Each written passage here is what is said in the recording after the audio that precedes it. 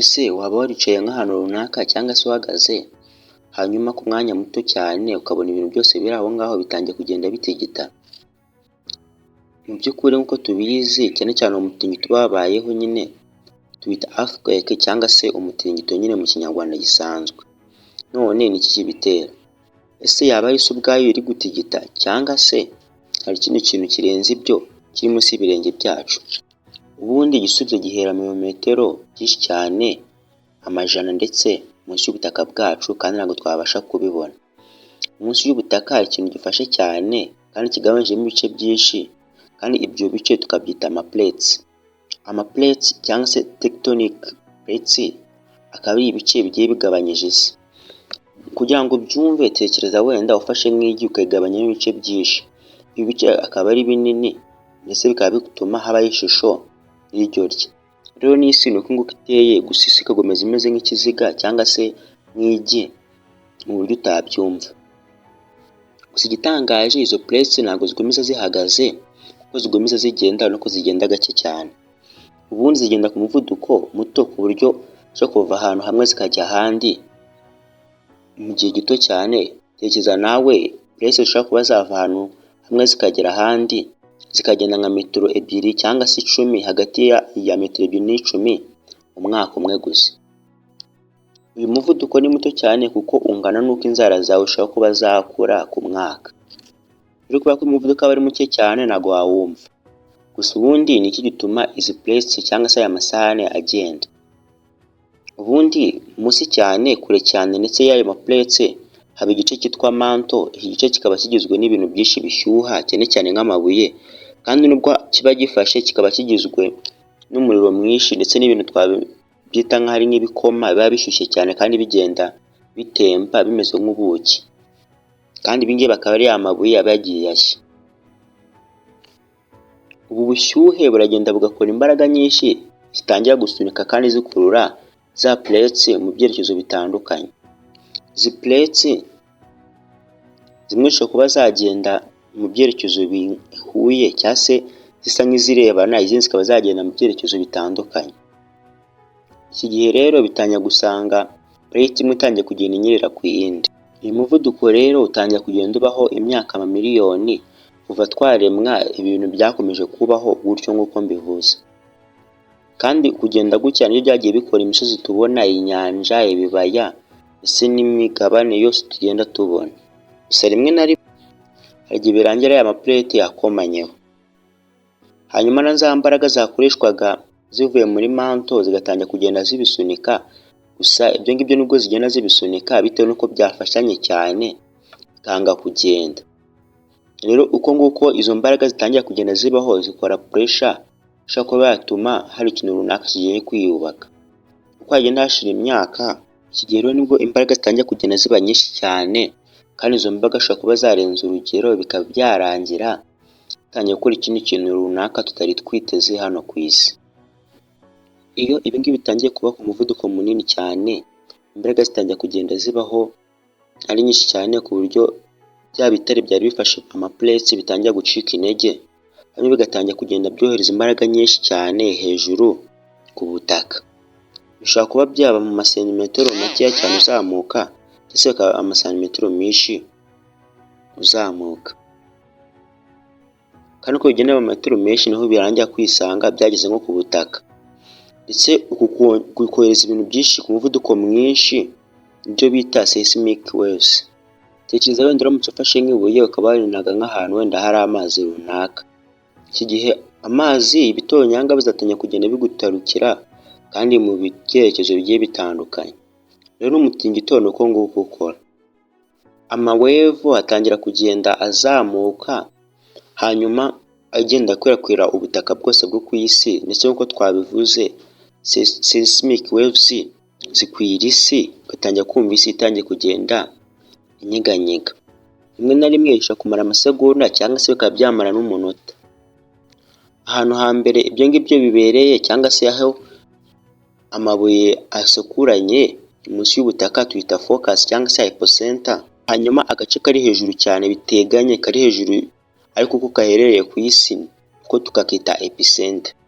Ubwo rero bigomba kumvikana ko abantu baherereye kuri aho ngaho hitwa epicenter ari bahura n'ibibazo cyane ugereranyije n'abandi, kuko niho hambere hanyeganyega ugereranyije n'ahandi.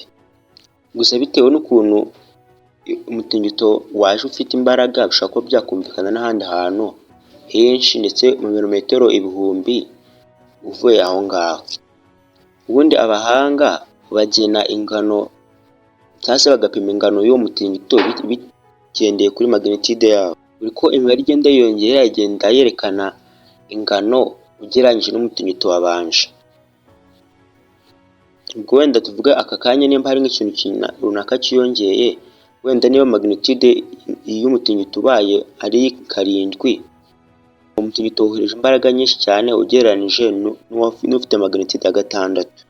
Niyo mpamvu ko habayeho nk'akantu gato kiyongera kuri magnitude bishobora kuba byateza umutingito uhambaye cyane ndetse wasenya n'amazu.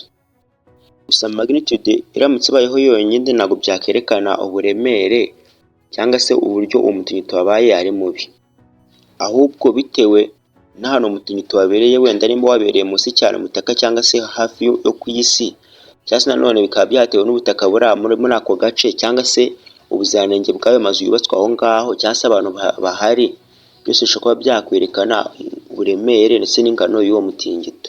Niyo mpamvu ushobora gusanga imitingito ifite magnitude zingana, ariko kuko ubutaka butandukanye se n'inyubako zitandukanye bikaba byatera itandukaniro ry'imitingito yabaye. Gusa ubundi imitingito ntabwo iza ubwayo yonyine, ahubwo rimwe na rimwe kuba habaho nk'ikintu kijyanye no kwikaraga cyangwa se gutigita bishobora kuba ari itangiriro ry'ibigiye kuba. Ese kandi nyuma y'uko umutingito ubaye, ubundi hari ukuntu ibya bitare cyangwa se za place zitangira kugenda zisubiza mu mwanya wazo wari usanzweho. Iki gihe rero habaho umutingito mutoya cyane, ndetse imitingito tugita aftershocks. Rimwe na rimwe hari igihe usanga nka aftershocks zibaye mu minota mike cyane, hasi izindi zikaba zaba mu gihe cy'ibyumweru, amezi cyangwa se imyaka.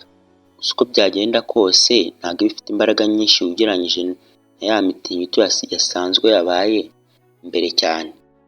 Gusa n'ubundi yangiza amazu nubwo bwose yaba yacitse intege.